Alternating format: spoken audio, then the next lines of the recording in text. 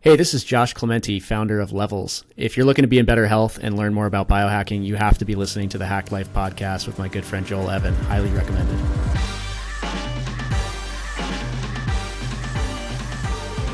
Hey, what's up? Joel Evan here, host of the Hack Life podcast and weight loss coach for busy men. I'm excited to tell you I just dropped an 8-week program dedicated to motivated and busy men who want to lose weight. Let's face it, guys, when you lose weight, you feel more confident and you have higher self-esteem and you go out and you crush the world. You crush your goals and you start living your higher purpose. So if you're interested, DM me at Joel Evan Coaching or email me below, info@joelevancoaching.com. All right, I'm here with Josh Clemente. He's the founder and the president of Levels. It's a metabolic fitness company, and it helps people take control of their health using real-time data of their blood glucose levels. Josh, welcome to the show, man. Excited to be here. Glad we can make it happen. Yeah, for everybody that doesn't know, we you and I were both scrambling to make this podcast. You get tropical storms. I just moved out of state, so a lot of good things happening for both of us. But yeah, it's great to be here and connect with you. I'm excited. Same. Hey, to get things started, I thought for people that don't know you, the way I found you is you have this amazing company called Levels Health. And the premise is you guys use continuous glucose monitors known as CGMs and to track people's blood glucose levels. And I got a chance to actually use it. I got a lot of good, valuable data. And I was like, hey, I want to have this guy on the show and go in depth a little bit more. But I thought it'd be cool just to start things off if you could just tell everybody, what your background in is like, and how did you get started doing CGMs. I mean, anybody that looks at you right now is like, that dude's a healthy guy. Like, anytime anybody thinks of blood glucose or CGMs, we're thinking diabetes, pre-diabetic, health problems. Nothing about you screams health. So I'm curious, how did this all happen for you? Well, it was a pretty circuitous path, and at the end of the day, I think my personal experience is sort of the patient zero of why this is important for everybody and goes beyond the sort of diabetes spectrum. So starting off, my background is not in medicine, not in physiology. I'm a hardware engineer, mechanical engineer. I started out at SpaceX, where I spent about 6 years building initially the structural systems on the rocket and spacecraft, and then I moved into and was able to eventually lead a team doing pressurized life support components. So these are the breathing systems that deliver high pressure oxygen, low pressure oxygen, and breathing gas to the astronauts in their suits in the cabin, fire suppression systems, pressure controls, just basically to replicate the atmosphere here on Earth up there in orbit. And so that was a really awesome project. And it actually is the first exposure I had to human performance and physiology at the extremes. And I read a paper during my time at SpaceX that really shocked me. It was a paper by Dom D'Agostino, who's now a personal friend, luckily, somehow. And at the time I knew nothing about, but he was writing, or he was displaying research on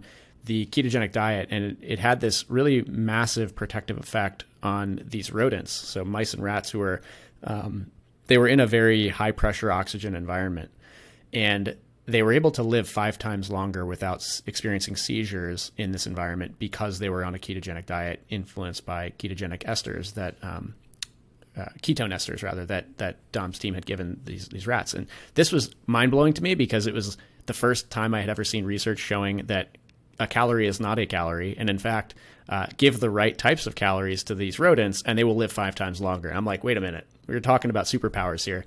I had not heard of this before. And so I was also at the time a CrossFit trainer. Had been doing CrossFit a long time at that point, got out of college, didn't have sports. So CrossFit was my kind of outlet.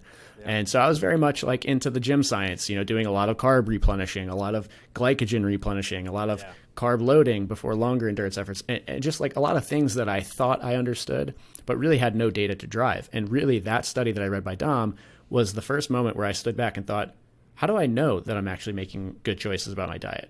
How do I know I'm optimizing for this superpower that these rodents are experiencing? Because right now I don't feel very healthy. And so anyway, it started this period of reflection where I noticed just how bad my day-to-day quality of life was compared to how I thought it should be. So an example would be dragging myself through the workday with coffee, at every moment, feeling a lot of irritability, a lot of waves of energy loss, occasionally just wanting to literally crawl up in my driver's seat and just go to sleep instead of going into work in the morning, not feeling the energy that I thought I should, despite, working out pretty hard, being an active, fit person, just like a weird disparity. And anyway, to make a very long story shorter, I continued to get interested here. I started reading more about metabolism and physiology, and I started tracking my own blood sugar by pricking my finger with this device you can get over the counter. It was just a cloud of data points, nothing very interesting. I mean, glucose, the sugar in our blood, is the number one source of energy in the modern human. So that's why I was trying to track it. And then I read this book called Wired to Eat by Rob Wolf. And in that book, he describes this device called a continuous glucose monitor. And that was, it's a tool that can, rather than having to prick your finger and bleed on a strip, to get one data point, it continuously reads out your blood sugar. So I wanted one of these. I asked my doctor for it. He laughed in my face, essentially. I was like, this is for very sick diabetics. You do not need this. You're kind of crazy even to think about it. I asked 3 other doctors, couldn't get one. Eventually I did. And the moment that everything changed is I had about a week's worth of data, and I had researched what normal blood glucose looks like on a CGM. And I discovered a study that showed normal glucose and pre-diabetic glucose, and mine was in the pre-diabetic category. And that's when everything sort of changed. I was like, wait a minute, this is actually dysfunctional. And I had no idea. Nothing had ever shown me this before. And I was now seeing data that described the way I felt. These crashes in my energy level synced up with 2 hours after my meal when I was coming down from over 180 when you shouldn't exceed 140. All of this sort of coalesced into a moment of realization. And then I started to work my way through using the data towards a better series of lifestyle decisions. And I was able to optimize my diet, started paying more attention to sleep, stress. I tried fasting for the first time. A lot of things changed. So anyway, all of that experience summarized in a moment was just, I had this breakthrough and realized this is the most useful data set I've ever had for my own health and wellness. And it's very hard to get your hands on this technology, and even harder to figure out what the data means. And so there's an opportunity here to potentially bring this, increase the accessibility and the actionability of this technology. Yeah, dude, that's amazing. So much to unpack. I mean, the first thing I'm thinking, I'm like, you worked at SpaceX, and now like a CGM, this must be easy for you to tinker with. Like, this must be like kids play, like easy stuff. It's different. Yeah. It's different worlds. The interesting thing that you said too is how hard it is to get one. Before finding Levels, I myself started looking for ways that I could get one. The only way you're going to get one is, like you said, is if you show symptoms of, I guess, pre-diabetic, or even you are diabetic. Like, they're impossible to get, which just blows my mind. Yeah. And so super grateful for you and your company to start this and pioneer this. And on that note, did you see it? I'm assuming there's a lot of medical hurdles and stuff you have to jump through. Do you see it getting easier over time now that you guys are kind of spearheading the path? Yeah, I mean, when I first started paying attention to the space, the first CGM, well, not the first, one of the first CGMs that was truly revolutionary in its user friendliness had just been approved. So in about 2016, this happened. And so previously, these devices were very complex, quite painful, extremely expensive, and the data was not super great. You had to calibrate them consistently. They were essentially just for, and all continuous glucose monitors have been developed for diabetes. When someone ends up experiencing metabolic breakdown to the point where they either no longer produce insulin, which is what's necessary to keep blood sugar levels in control, which is type 1 diabetes, or they have advanced insulin resistance, which is type 2 diabetes, they need to acutely manage glucose. And that's when these devices become, in the current standard of care, reasonable to prescribe. Now, as I mentioned, in the past 5 years, the technology has gone from very complex and expensive and invasive to essentially I would call it the most user-friendly device that's available for, wearable or biowearable device, because it just sits on the back of your arm and streams wirelessly. You don't interact with it. There's no notifications buzzing, and there's nothing really to interact with besides just looking at your data. And so they suddenly had this sort of generational change, and became, as a function of improved simplicity, became more manufacturable and more affordable. And so the trend, if you look at the pricing trend, you look at the complexity trend, it is moving in the direction of readily available. And what has to catch up is the clinical and regulatory understanding of who should use this and for what reasons. Today, everyone thinks that this is strictly useful for people with diabetes. It certainly is. Everyone with diabetes should, no exceptions, have a CGM. It is the best way, of course, for them to manage their condition. But it is now becoming clear, and research since 2015 has started to show that diabetes and well beyond diabetes, metabolic dysfunction develops over decades. And it is the compounding effects of the choices we're making hundreds of times every single day that leads to the vast majority of chronic illness and metabolic dysfunction. So this is not, blood sugar dysregulation is not strictly about diabetes. It's actually about inflammation. It's about fatigue and energy levels. It's about performance. It's also about long-term inflammation that can lead to cardiovascular disease, Alzheimer's disease, a whole host of other conditions that we don't really think of as sort of in the diabetes space, but really they are intimately linked. So what we're trying to do is shift the understanding towards, this is not just about, this is not just diabetes, that is relevant when it comes to blood sugar control. This is something everyone should consider, because metabolic health underlies physical and mental health. And so you got to start from that foundation in order to be able to work your way towards, true performance. I love that, dude. Yeah. And I mean, I think I was just interviewed on another podcast, Ben Azadi, who's a big keto guy. You might know him. And he uses a CGM regularly. And same thing. I think we both agreed, like, this is probably one of the best. And for the price, it's actually super affordable. And for like what data you get back, I mean, like you said, all the diseases that like kind of stem from diabetes or blood sugar dysregulation, like it starts here, and it starts from this metabolic dysfunction. So if you can really tap into that and regulate that, you really have a lot of control over your health. And so I think you're right. One of the things you also said was that blood sugar, like spiking, getting out of control, right? Like over 180. I know, I think I'm a pretty healthy guy. I took my kid out one day and I wanted to experiment, so we got a pizza.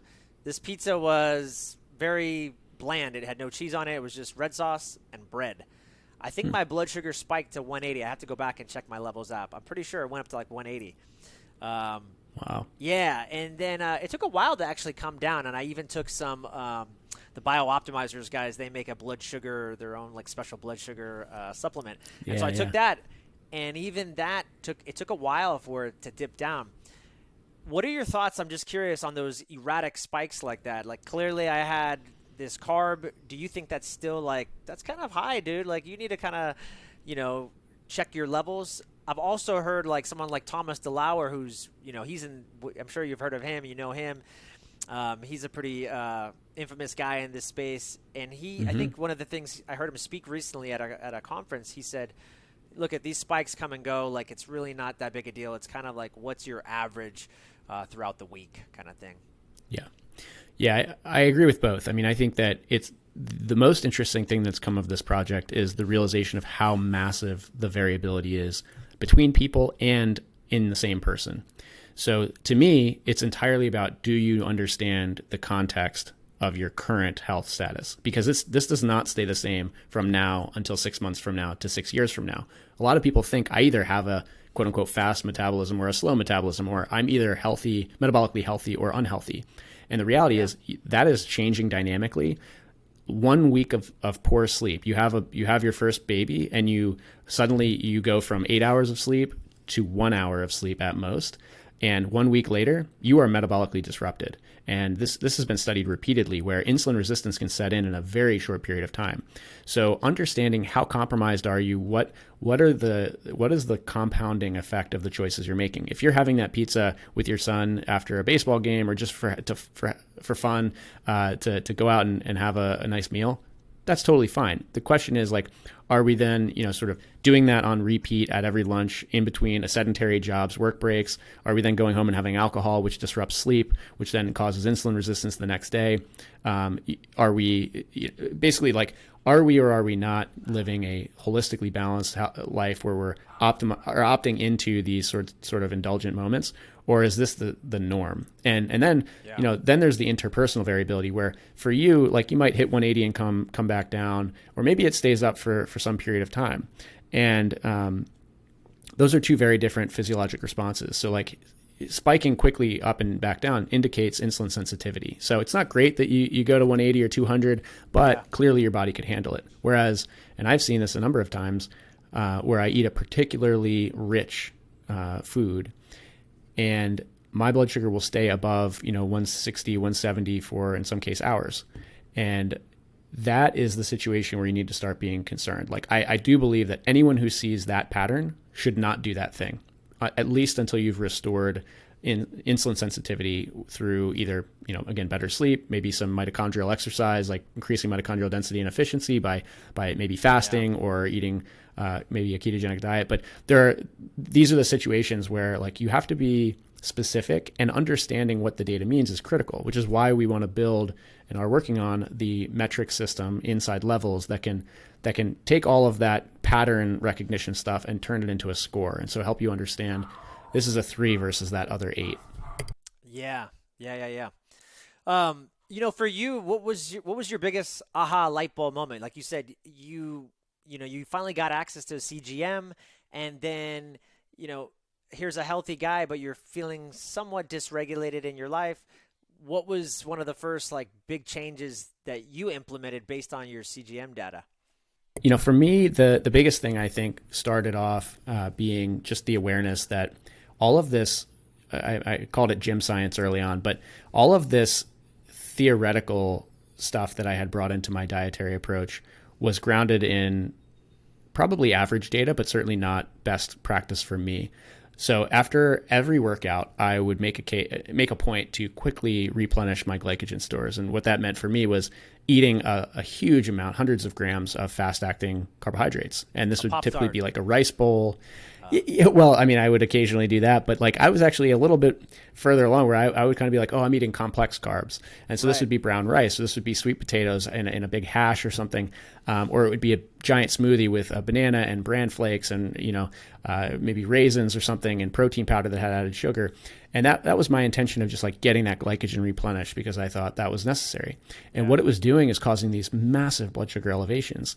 And prior even to working out, I would do this again, which would be my carb loading for my workout. And so I would oftentimes have these giant pre-workout smoothies, recipe I just described, and thinking that this is what's important to give me the energy to crush this workout.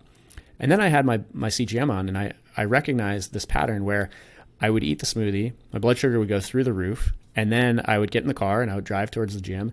And right as I'm getting to the first set of whatever workout this is, my blood sugar is now cratering from this huge peak, 180 or above, and now falling straight through the floor. And I'm yawning doing my first lift.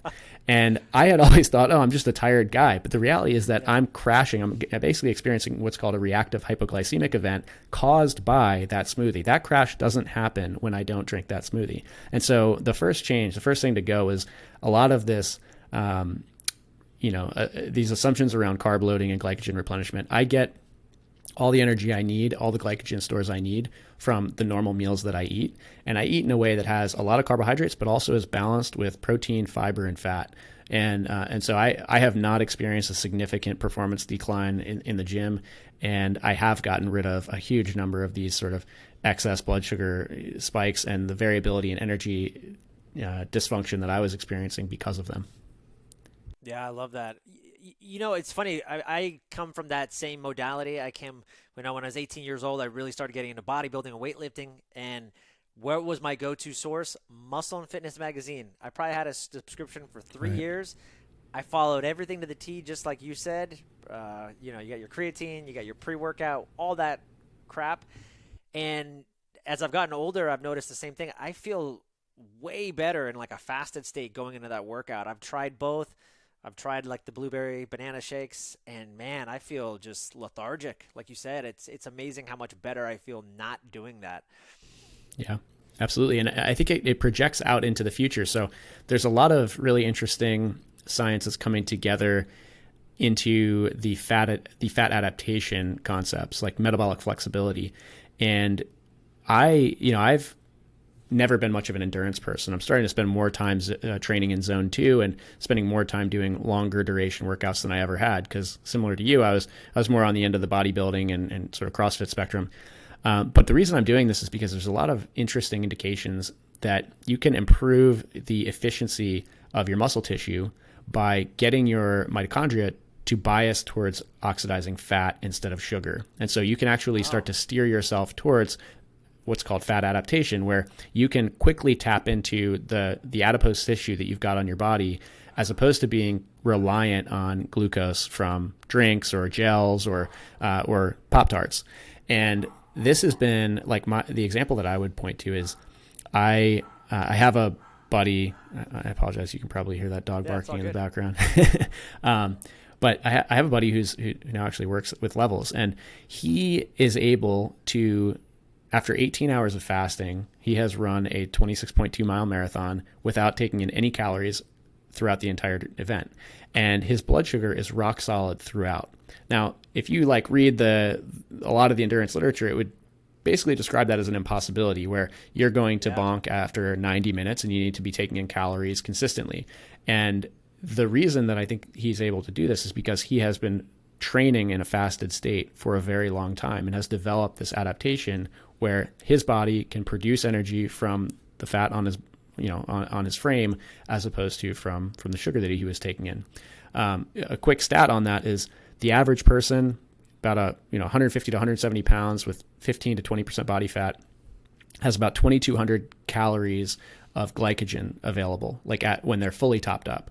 So 2,200 calories of sugar, and they have about 80,000 calories of body fat available. And so if that person is able to quickly switch over to their fat stores without experiencing a lot of what is often called keto flu, like sort of the lows where your body isn't hormonally adapted to being in a fasted or nutritionally restricted state, then that person obviously has more energy available. And so anyway, all that to say, I've started to bias much more towards the protein and fat rich sources of energy, as opposed to what I used to do, which was very glucose and sugar heavy.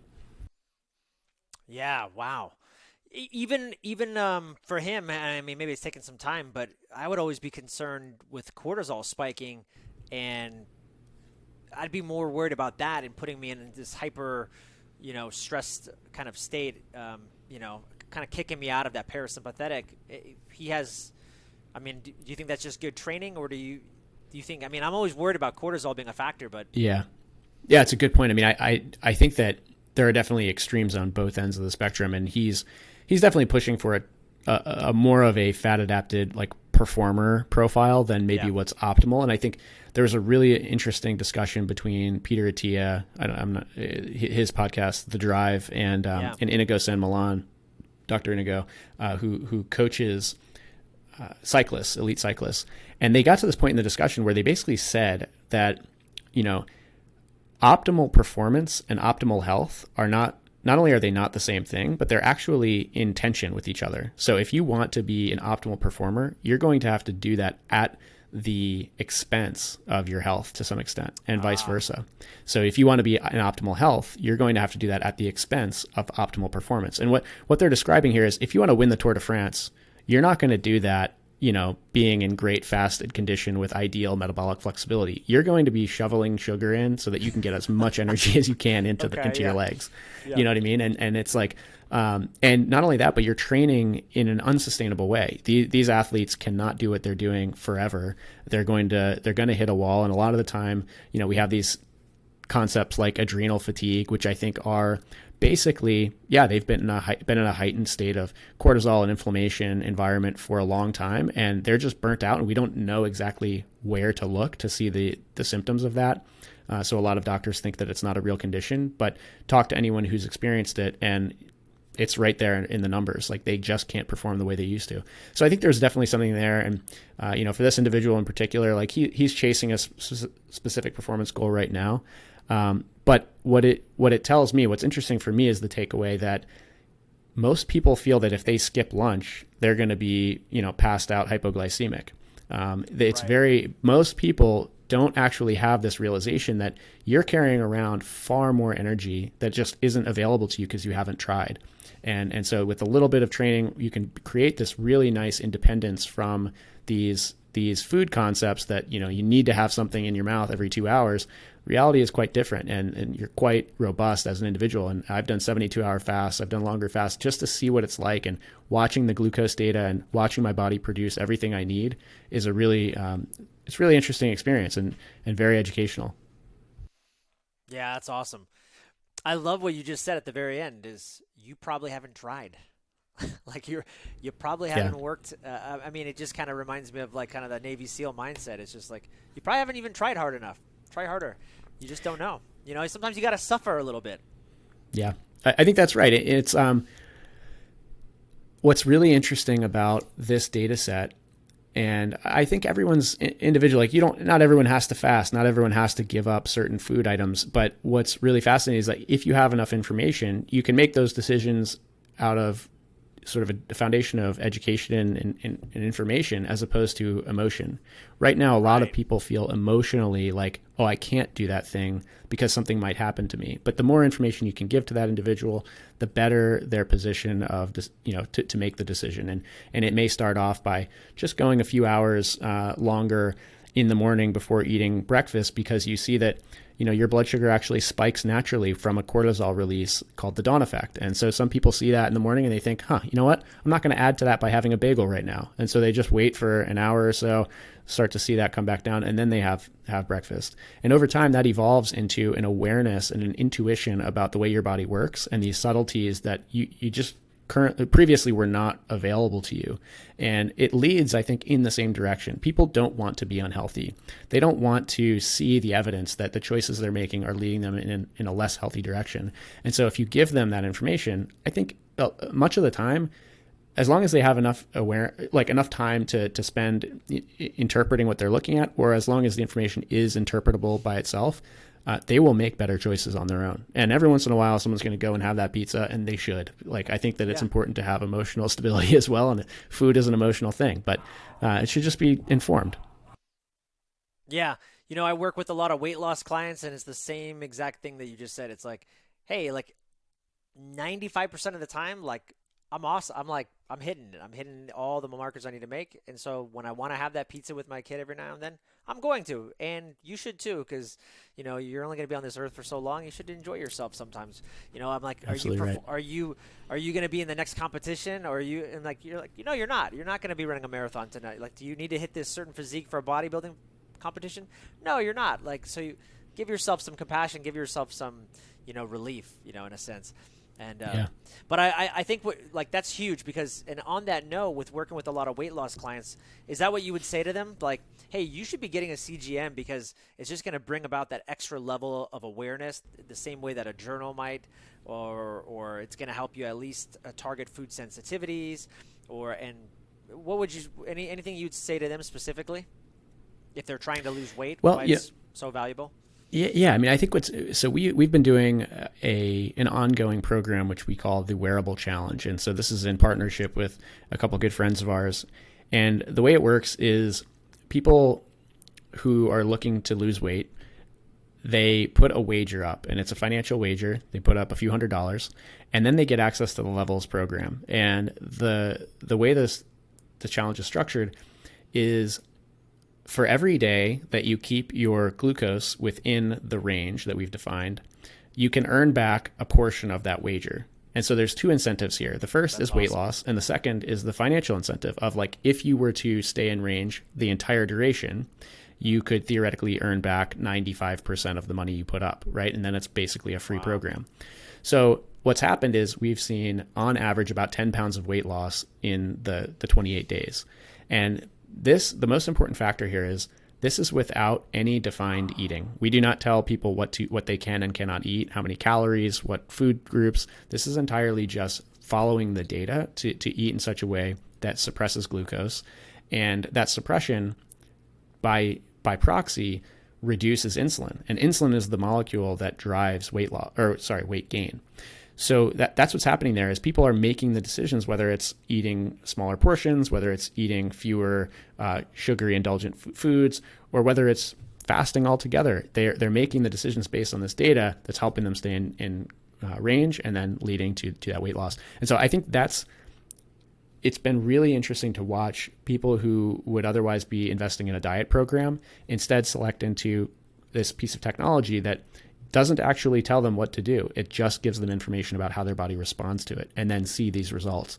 So I think the potential for CGM for weight loss is massive. We have not tapped into it entirely yet. We're still very much learning from it. I don't think, for certain people, depending on how high your hormone levels are, specifically insulin, it can be somewhat challenging to interpret the glucose data.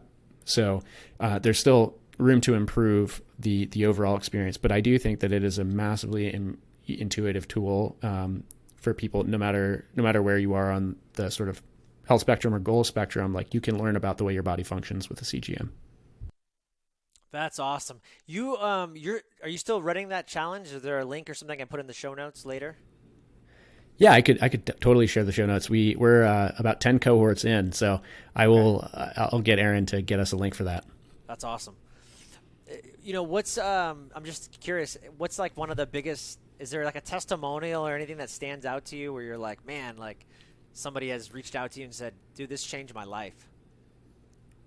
Yeah, honestly, specific to the wearable challenge, we have a number of people who we've profiled actually on the blog who lost tremendous amount of weight and continued on to lose even more. There's one person right now who his goal is 80 pounds, and I think he's down like 45 or 50 pounds towards his goal.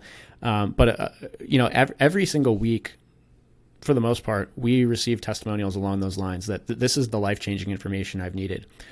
Some people have moved their A1C, their hemoglobin A1C, which is an indication of glucose dysfunction. They've moved it from the pre-diabetic range into the normal range over the course of 1 or 2 months of using Levels. So there are real, and this is anecdotal. I don't want to claim that Levels can reverse any sort of condition. It's just that the way people are using this tool seems to be really delivering true results depending on what that person's goals are.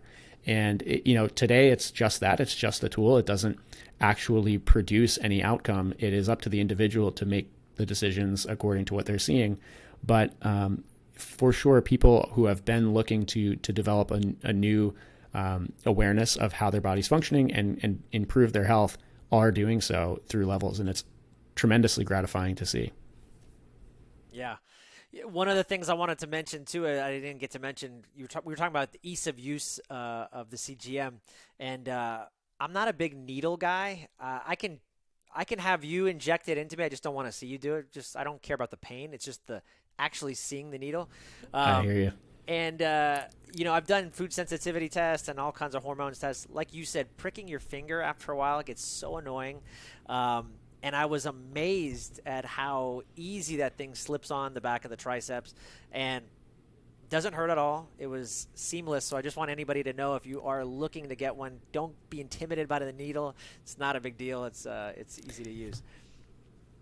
Yeah, so today Levels is the Insights platform on top of CGM, right? So CGM hardware has been developed for the management of diabetes, and the opportunity we saw was to be the interface between that raw data that comes out of the device and behavior change, helping to interpret and provide insights to lead the individual towards potentially better choices.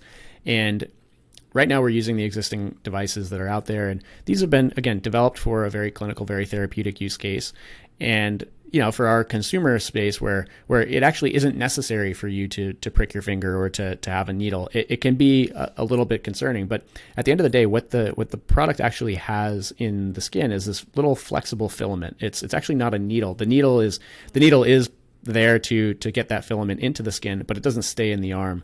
Only that little flexible thing does. And so that strand, you really can't feel it, as you mentioned. Like, once it's on, there's no disruption. I've been wearing one continuously now for about 3 years, and I forget it's on all the time. I just interact with the data. It really is not something that I think twice about. To be frank, it's less interference in my life than my wrist wearables. So I wear a Garmin and a Whoop strap, and both of these, they'll catch on door frames, they'll catch on sheets. It's just like it's constantly reminding me that it's there, and so the CGM is quite a bit less invasive into my lifestyle.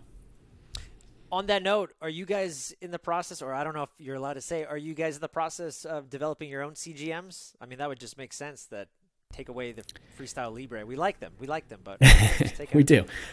Yeah, Levels is right now we are strictly focused on our core competencies, which are building this brand and this movement into an entirely new space, like basically opening up the opportunity for this technology to be accessible and actionable for people who do not necessarily have a diagnosis of some kind. And that's where we're going to stay focused, is again on building that brand and the movement necessary, and doing so in a way that is, I think, very much goal oriented. It's very aspirational, and then the data science and intelligence of the product is our core focus. So we really want to stay in that behavior change space. But we're going to have to make the decision that is best for the company in the long term. Like we see this arc of the technology that glucose is really interesting. It is a very powerful molecule. The primary energy molecule. It's upstream of a lot of hormones that drive quality and risk factors for our health. But it is not the only thing that matters. It's not a panacea. And there are these other molecules that should also, frankly, be measured continuously. And these are things like insulin, cortisol, lipids, cholesterol and triglycerides really do matter and especially so for a portion of the population who are hyper-responders. And so being able to balance glucose with these other markers is something that we want to be able to do long term.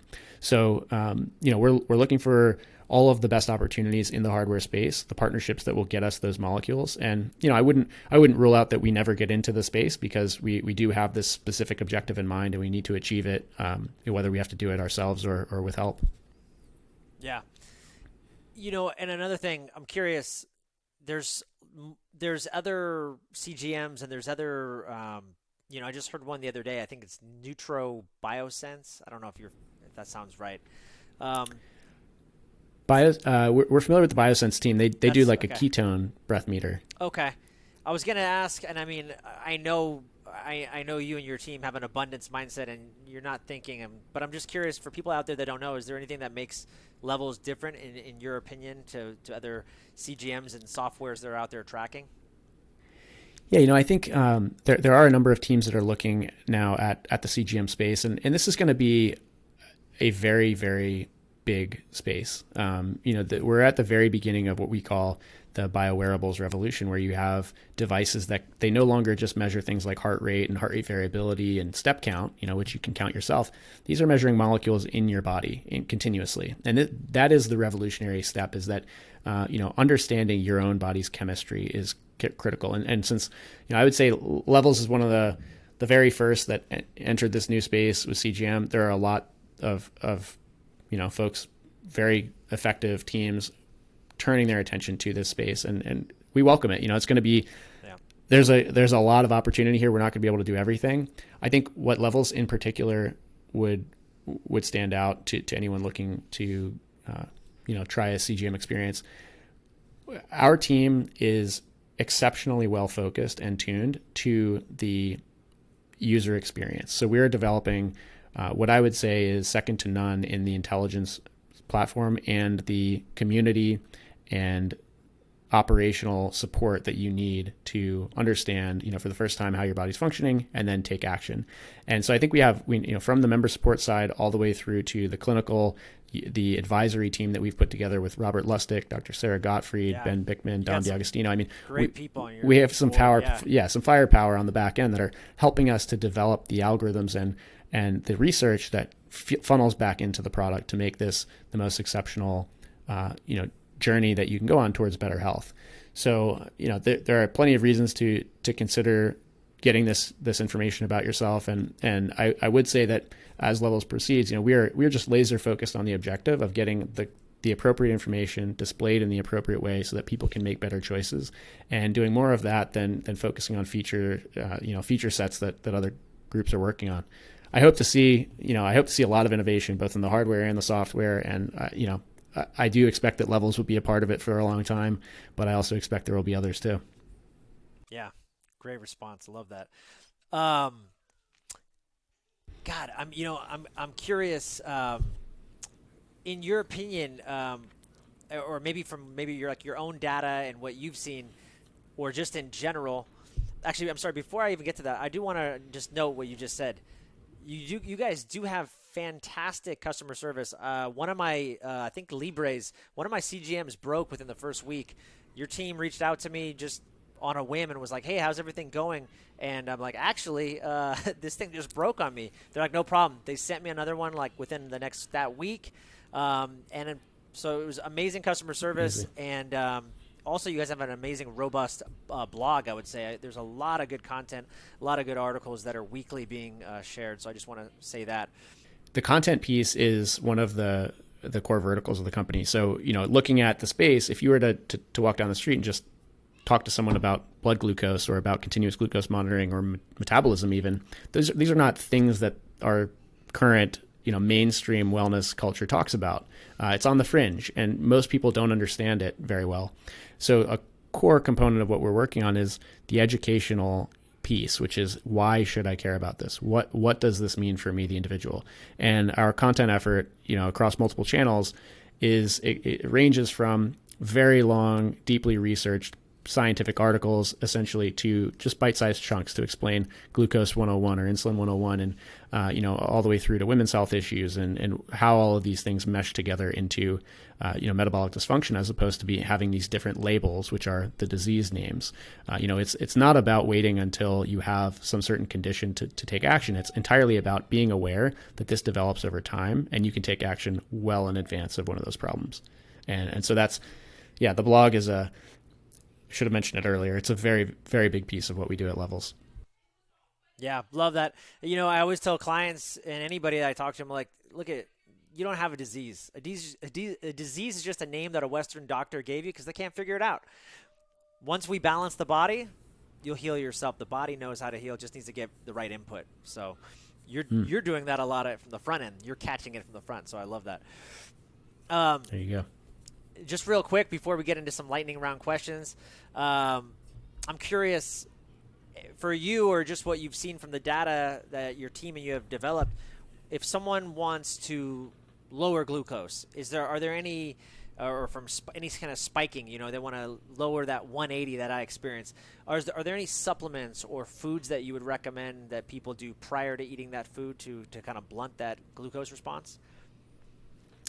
Well, firstly, the biggest thing is to understand in advance and how your body responds to certain things. And so I think that, for most people, they might read that, someone else had a big blood sugar elevation from an apple, I should avoid apples. Well, this is the benefit of having CGM technology. And a quick anecdote here from the research. There was a study in 2015 that took 800 people without diabetes, gave them all CGMs, and then had them eat fixed meals, like standardized meals. And they were able to show that two people in their data set could eat the exact same two foods. In this case, it was a banana and a whole wheat cookie, and they could have equal and opposite blood sugar responses. So one person spiked on the banana and was flat on the cookie, and another person had the exact opposite response. And so that's the degree of variability that is out there in the wild. And so an individual first needs to understand by exploring. Like, you shouldn't just look at someone else's experience. Now, I will say there's just candy and like added sugar and very indulgent sweets that I think we should minimize across the board. But in general, like, when it comes to real foods, first you should explore and understand how your body responds, and then you can start to take action.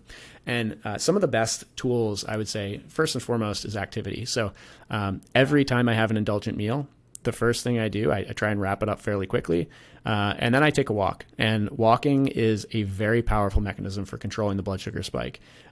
We did a Coke challenge just recently where across our team, this was to develop a data set, and actually people in the community, we had a Coke, and then we sat on the couch for 2 hours, and then a day or so later we had the same Coke, and we walked for 30 to 40 minutes. Yeah. And the difference was absolutely astounding, and it was robust. Like, basically everyone, with a few exceptions, had a completely different response with the walk.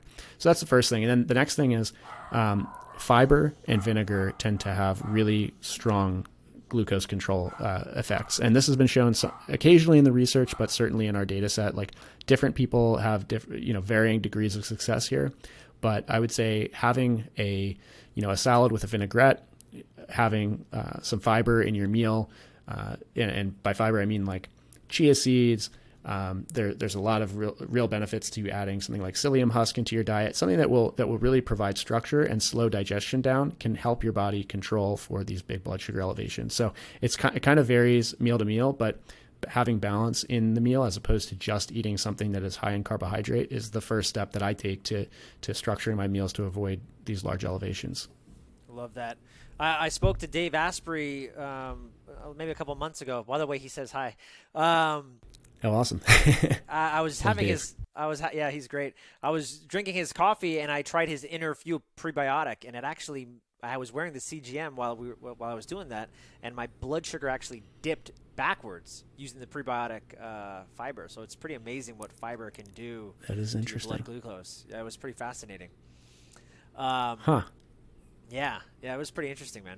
I was just gonna say, there's a lot of interesting research happening on the supplement front, and I actually don't take any glucose control supplements at the time, but I have tried a few that have been pretty remarkable in their ability to blunt or prevent a spike, and I think that the effects of where that sugar is going instead is not entirely clear to me. And so I want to understand that before I start adding something like that, those sorts of supplements into my diet continuously. But I think there's a lot of even more remarkable progress on the ingredient front. Foods like allulose and monk fruit, almond flour, improvements have come so far in just the past few years, where you can now have a really delicious alternative that is low or non-glycemic, that also does not seem in the literature to produce any insulin effects.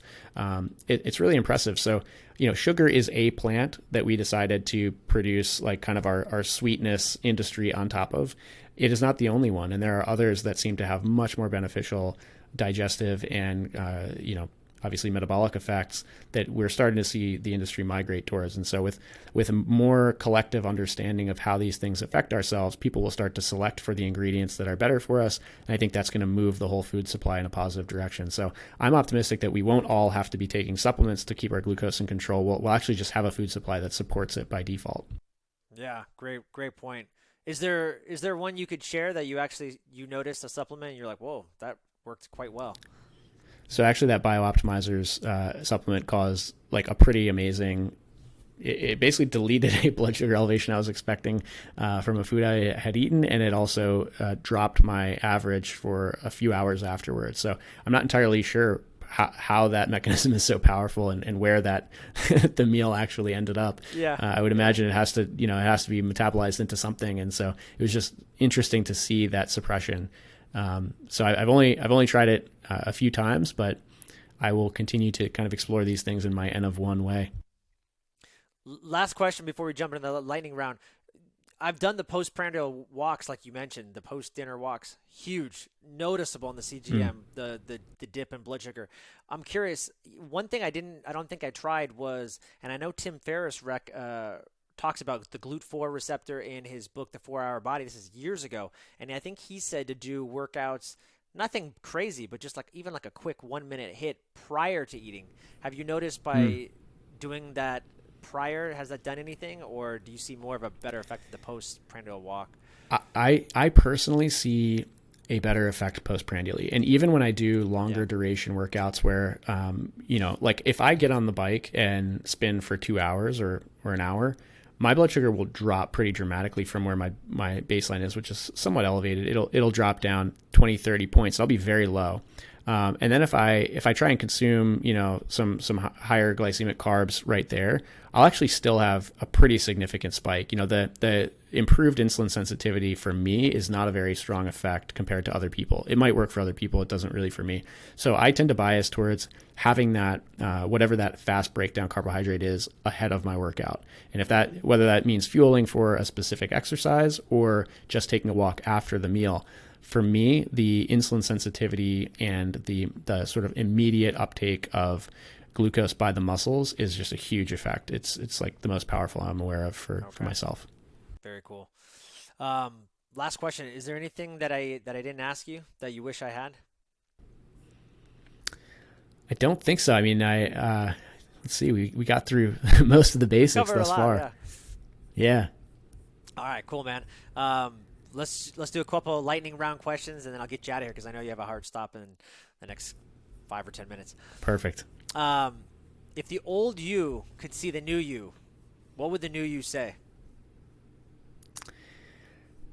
Well, I think it would be, I've been reflecting a lot about the people that matter in my life. And I lost a few of my grandparents recently. And so on my mind today is I would probably tell the old me to spend more time really, I think, soaking in those moments with my grandparents. They were very meaningful people to me and to my kind of trajectory as a human being.